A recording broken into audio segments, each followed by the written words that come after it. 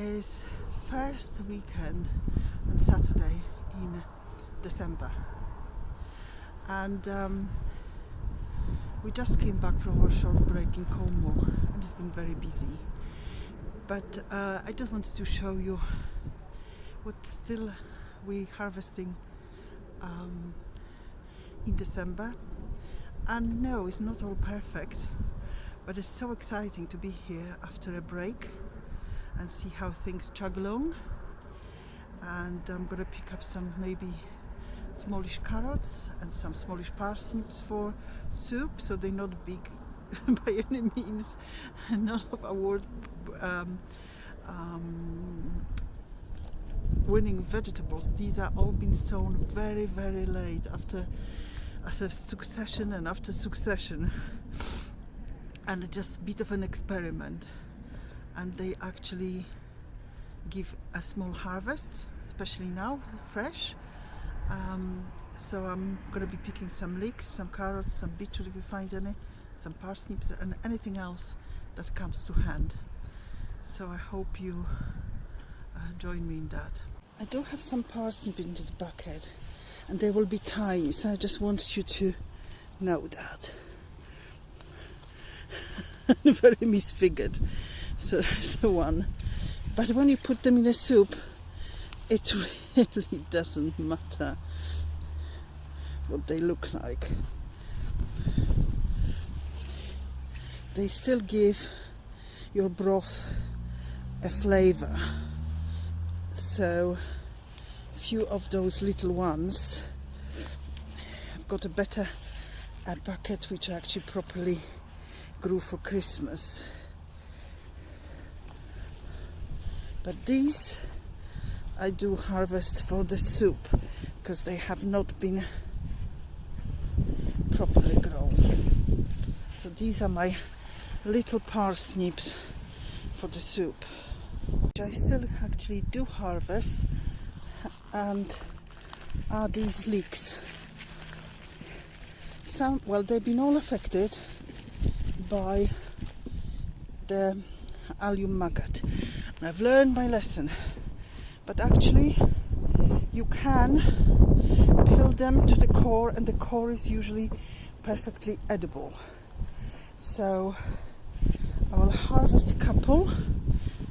Let's see. Yeah, they don't even break at the end.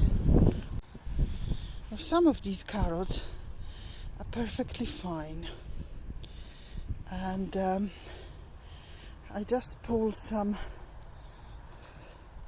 beetroots, and some of them will make a small bits to roast with the,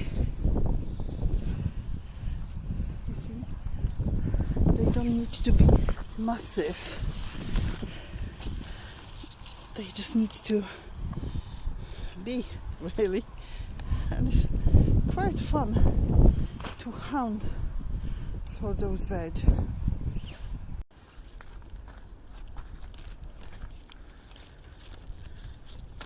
I'm also going to pick up some of these lovely leaves of Cavalloniera. It would be shame not to.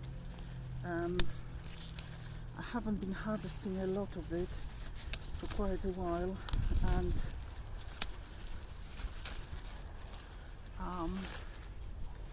they go very nice with sort of winter dishes.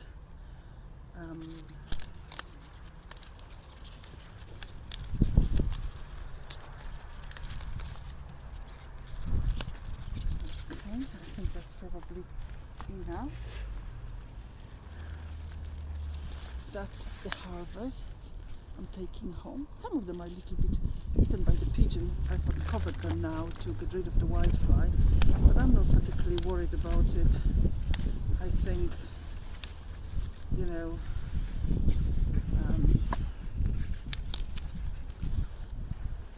I think that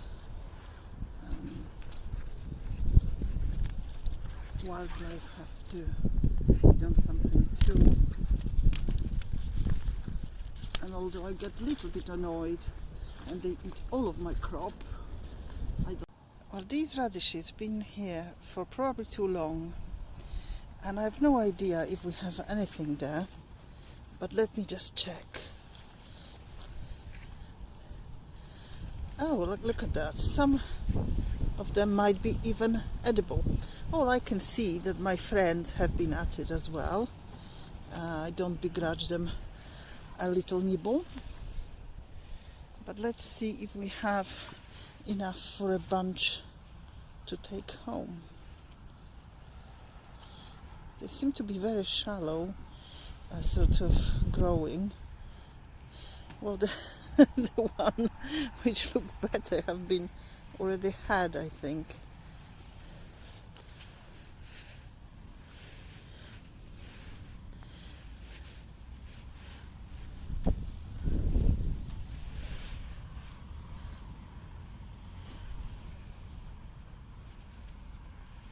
Oh, no.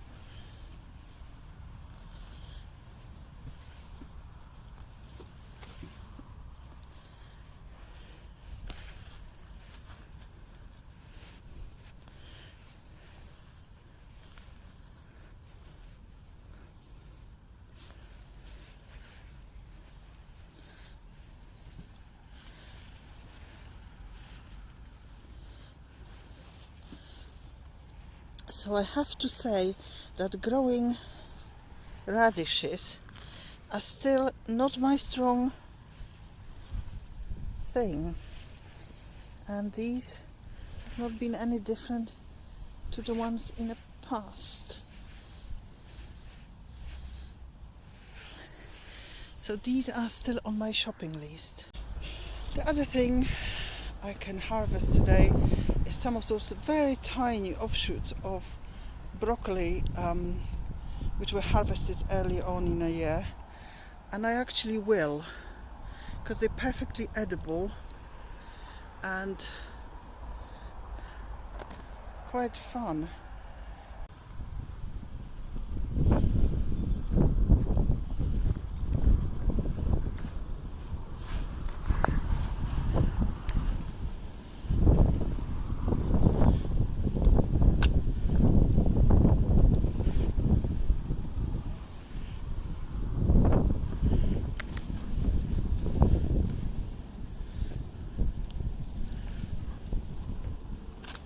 I don't need loads. The leaves are edible too. I suppose 3 of these florets, and I can pick them off to leave the woodier parts at home. This is a Tikka tree cabbage, and it's its first year. I left it for everything to enjoy it, for all the wildlife, but I still pick few leaves because they make fantastic addition to stocks. So I will be picking few leaves from that and clearing that the lower levels, when probably quite lots of slugs and other things made home. They're very easy to pick. They're very sort of like any cabbage, very crumbly leaves. There's a big one here. I only need few. And the rest of them I will just tidy up. There's a lovely bunch of thyme here, and it's always nice to have some, and that will be enough for quite a while.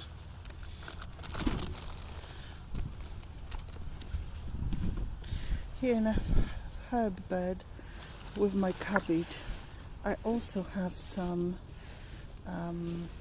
marjoram, and some of it perfectly still. I just cut off the flowered bit, and you can still use that, although there is a new growth to it as well.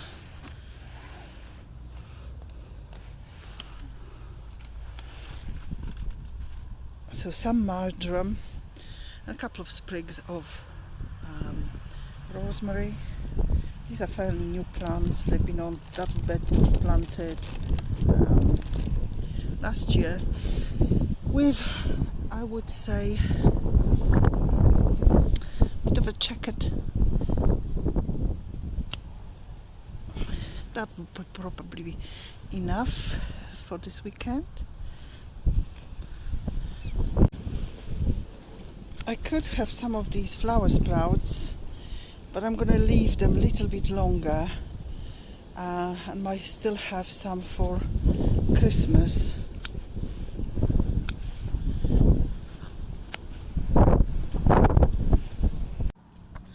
Just one more thing. I think we could do with some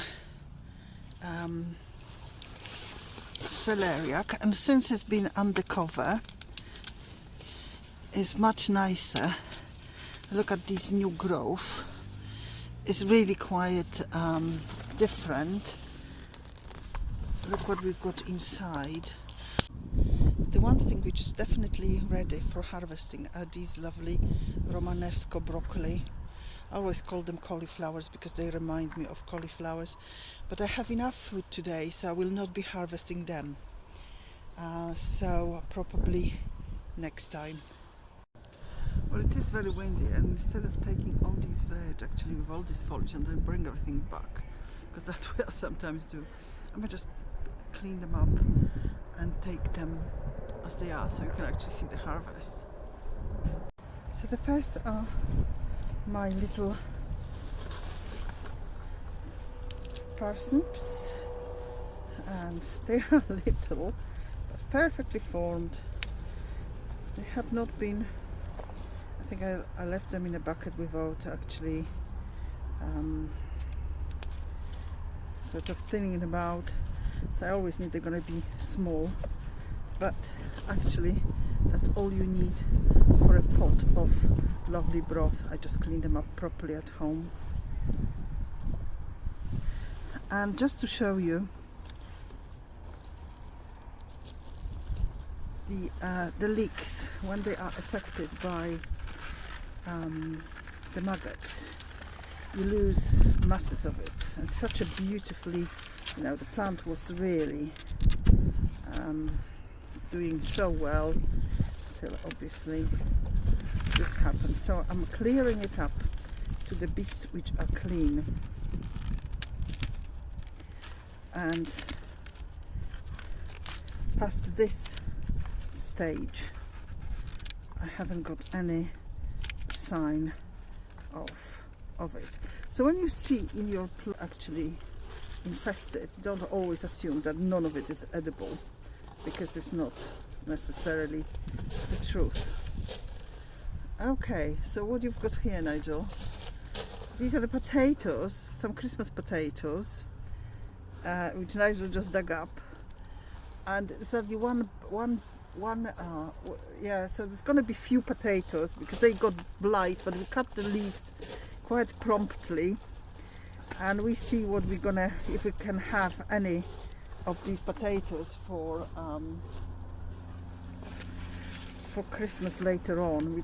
Nigel was just checking, there is something there. So you see, this is how badly the leeks is affected, and if you peel those layers, it's quite heartbreaking to see how badly and how much of the leek goes into waste. If some of them are completely unusable, but don't assume that everyone is.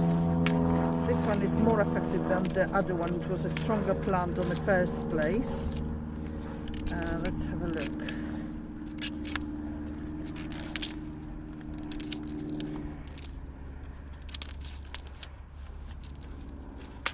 Oh, this one actually shows proper sign of the only bit which is not affected is this, but this is still perfectly edible, so I shall take that home. I'm not fully washing off these carrots, I'm just washing what I can. I will wash them at home again. They're not too bad, they don't show much of the carrot fly. I'm just going to pull the greenery because I don't want to be taking it home back and forth. Again, I just go with a little veggie brush over them. So all these carrots are gonna be definitely used up, cleaned up with a little brush. I'll even take the skin off. And they make absolutely fantastic chicken soup and chicken broth. My beetroot, although not massive, is perfectly fine. These are perfectly fine to roast them and then peel the skin and just I normally grate them on the grater and then add flavoring, and when I need them, or I can them, or I add some lemon, some sugar, some you know, whatever flavor you like them to be, a little bit of salt and pepper, and a perfect addition to any a sort of supper. So these are coming with us too. I mean, they're not massive but perfectly fine. As I said probably previously, they've only been in the soil since about probably September, so they've grown whatever they've grown. This is a handful of very small potatoes, but there is some potatoes. Nigel dug them up, so we will have few for Christmas. They might not be exactly roasting potatoes, but we can have some fun and see if we find bigger ones. They had a blight, so we had to cut the leaves quite early, so they obviously didn't have the time to develop.